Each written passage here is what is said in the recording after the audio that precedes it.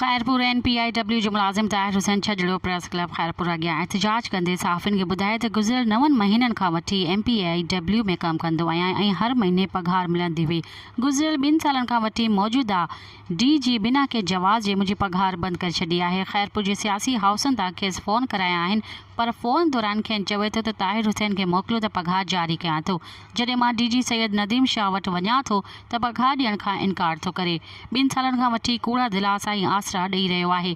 हिन वक़्तु तमामु घणो मजबूर आहियां ऐं मुंहिंजा नंढड़ा बच्चा बुखूं काटण ते मजबूर आहिनि। जेकॾहिं हिकु हफ़्ते NPIW जे DG सैयद नदीम शाह मुंहिंजूं पघारूं जारी न कयूं त मां हैदराबाद पहुची पाण मथां पेट्रोल हारे बाहि ॾींदसि ऐं जंहिंजी ज़िम्मेवारी NPIW जे DG सैयद नदीम शाह ते हूंदी।